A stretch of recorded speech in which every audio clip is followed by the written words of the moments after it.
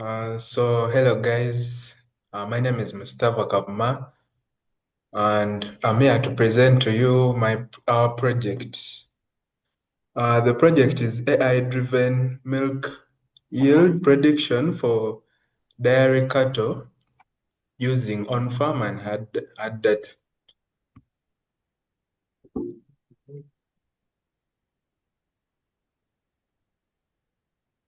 Next.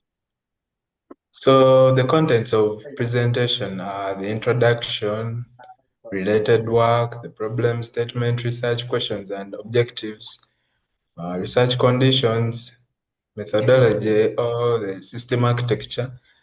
So that's what I'll be taking you through. Then my colleagues will pick on from there. We start with the background and introduction.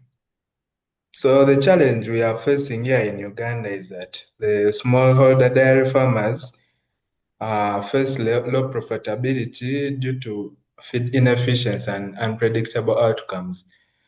And there is an opportunity that arises whereby we have the precision nutrition that can optimize feed for higher yield and better health.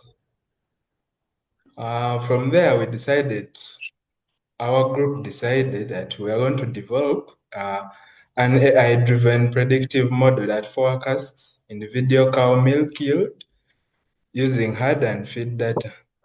And our goal is to enable data-driven decisions to improve productivity and sustainability for resource-constrained farmers.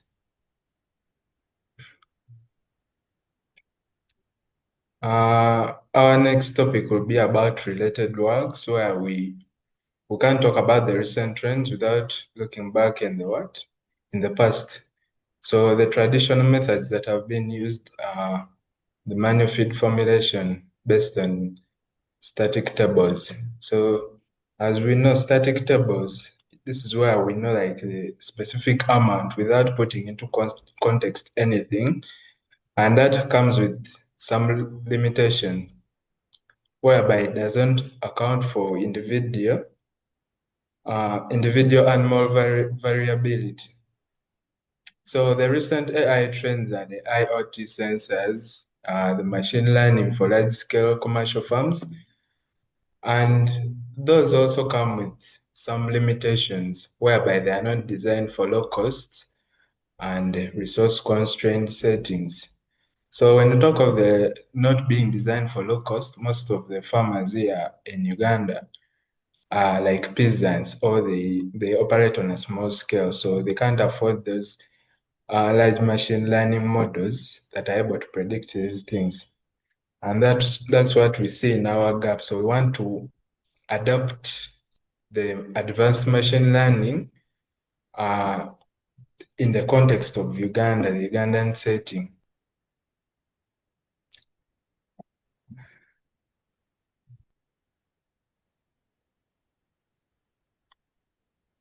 Next. So our next topic, we're going to talk about problem statements, where we analyze the domain application problem and the computational problem. So our domain application problem is inefficient milk production and high costs for small dairy farmers due to lack of personalized and data-driven feeding strategies. And then the computational problem is we want to get a supervised regression task to accurately predict continuous milk yield based on input features like days in milk, which is dim, the parity, and the feed components.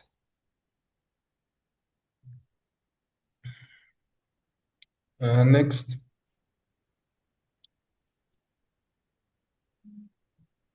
So from there, we'll move on to the research questions and objectives. So the research questions we're going to ask ourselves are to determine the key factors influencing milk yield in a given dairy herd through exploratory data analysis. That's the first one. The second one is to model a gradient boosting regressor for predicting dairy milk yield based on herd and feed data.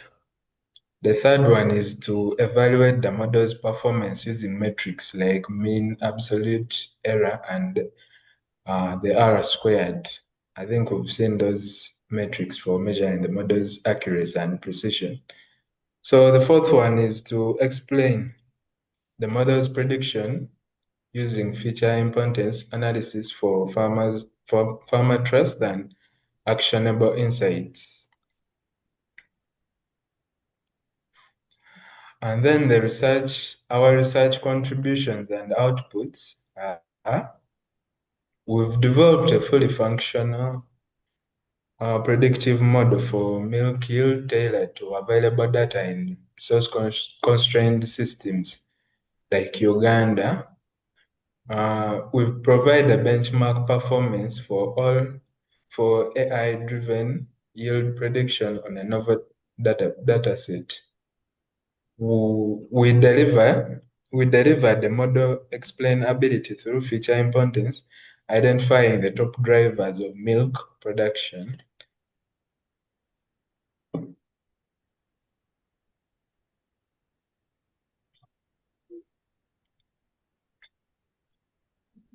So the methodology we've used and our system architecture is summarized in this diagram whereby we've taken in the data, we've done the pre-processing, and then we've trained that model to give us the prediction. Then from the prediction, we get the results and explanation. That's the methodology in a summary, basically in this diagram. So I'd like to call my colleagues to pick up from here.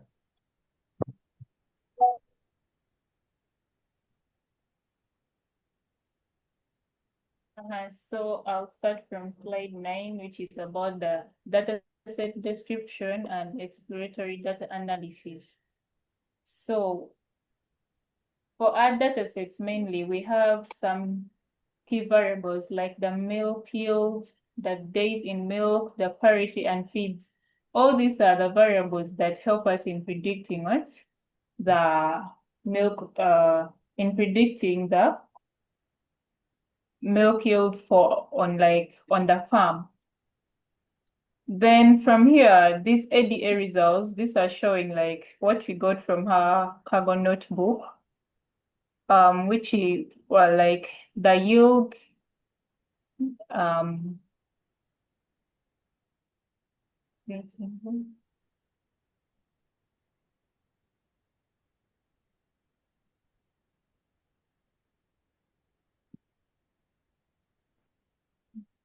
okay, which is showing the yield,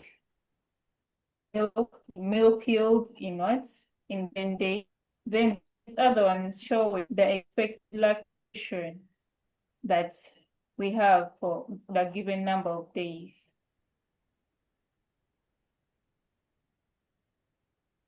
Then when we talk about our output results and the discussions, here it's having the days in milk and the parity, which showed the strongest correlation with yield. So we have parity with the days in milk, and if we correlate it against the yield, we'll be seeing like the slope it has developed. That is what we had from as we were working on it, our model. Then the other one is what is the predicted milk yield. So here we see that if we get the value predicted milk yield that we had maybe for all the days, and we put it on a graph against the actual milk yield that we have, we end up seeing that when we draw a line of best fit, the line is easy to draw, so it means that our predicted values are not so far from the actual values, which shows that the model we're building can easily be used to predict future milks.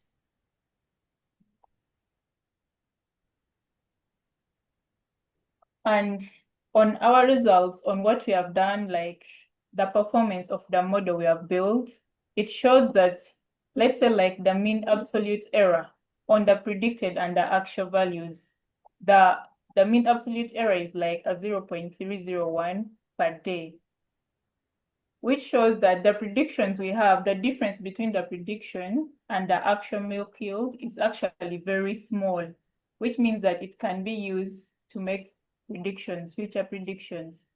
Then the R squared here it gives a 0.95, which means the model explains 97.5% of variance in the milk yield.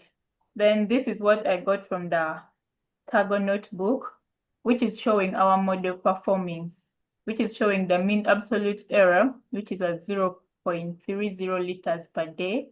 Then the root mean squared error is 0.4 liters per day.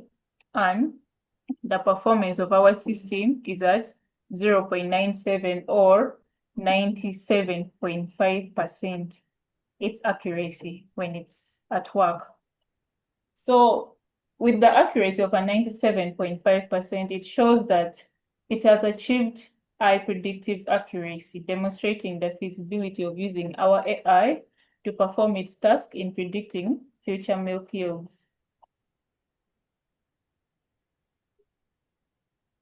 Then in this one, we were trying to see on what we have entered, like the data we give the AI, we are trying to see the importance of each given data in helping us predict the milk yields. So from here, we see that grass silage, as well as maize bran, they're the top most important things that can be used as a to help us in prediction, meaning that the amount of feeds, like the amount of feeds we are giving our animals, say like the grass silage and the maize bran, is directly proportional to the amount of milk the cow is likely to produce.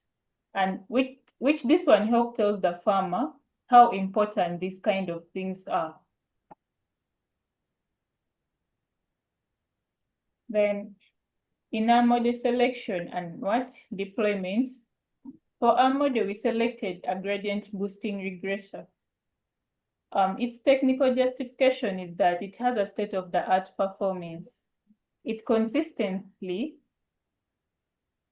outperforms other algorithms like linear regression or random forest on tabular data prediction tasks, which is exactly what our hard data is. Then it also handles mixed data. Here we it's working with days in milk, it's working with the milk yield, it also works with the breed of the cattle. So in all these data, they come from different varieties, but at the end of it all that is used to help it make the best prediction. Then in deploying our model is that it starts with data acquisition, in that you get your data sets and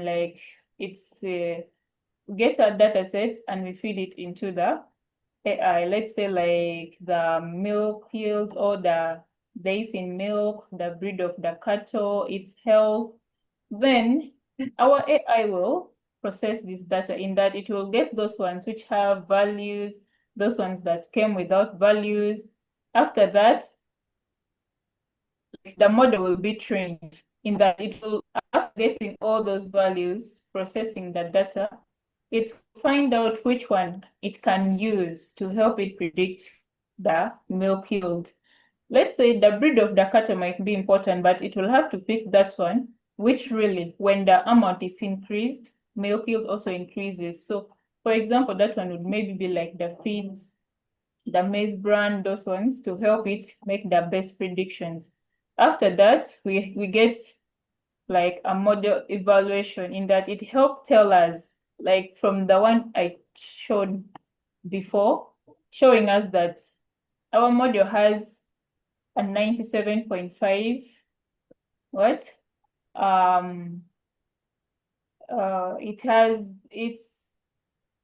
when it's working, it can predict to 97.5% well, to give us like the right prediction. Then finally we'll export our model, which can be used by the other farm.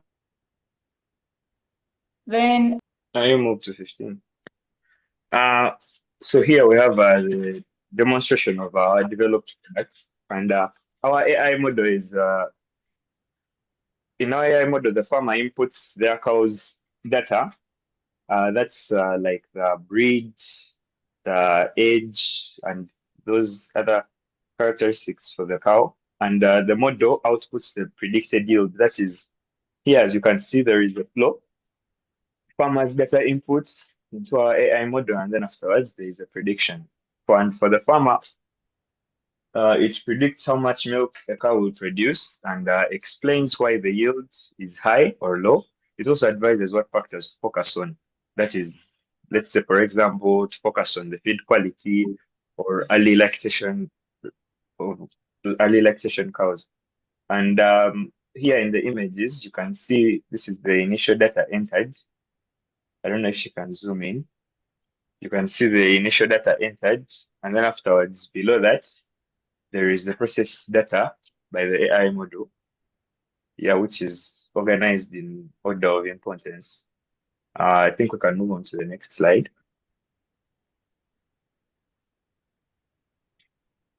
So these are the conclusions. My groupmates covered most of the technical parts, and in the conclusion, it says that we successfully framed milk yield prediction as a supervised learning problem and developed an accurate model, as you've seen. And the gradient boosting algorithm was highly effective for this regression task on our dataset. Feature importance provides transparent, actionable insights for end users, that is farmers and extension workers. And this work serves as a proof of concept for affordable data-driven precision nutrition in resource-constrained settings. As you've seen, those are the main goals of our project. If we can quickly move on to the next slide. So here are the few limitations that we had. And the first one is the data set from a single source or region may limit model generalizability.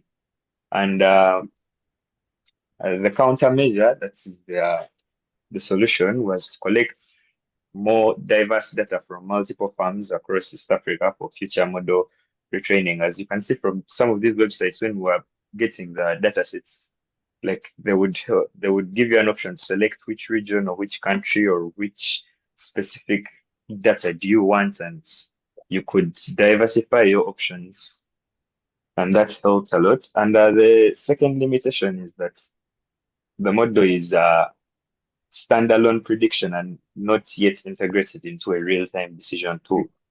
And this is our first model. We were told to develop this first model, use the first datasets, and the countermeasure is to develop a simple mobile web application interface as the next step so that the end users can use the AI model more efficiently and effectively.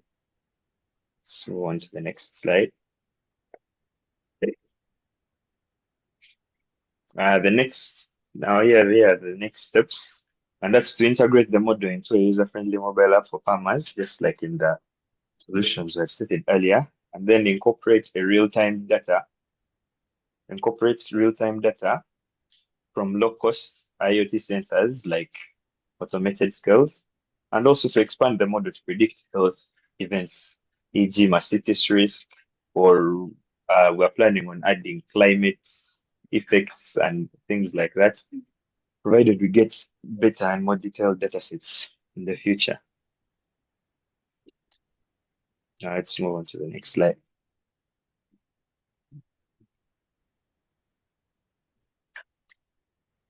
Can move on. And finally, we have the acknowledgements, where we thank the ILRI website for making the data publicly available.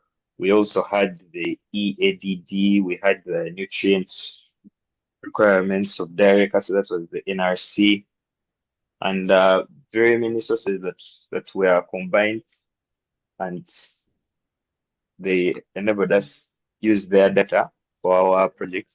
And we also want to acknowledge our supervisor, Mr. Galiwango Marvin, for his guidance this far and his future guidance. And we also thank the Department of Computer Science at Makerere University for the support. Yeah, thank you for listening. I don't know if you guys have anything to add. Not really. Okay, that's it.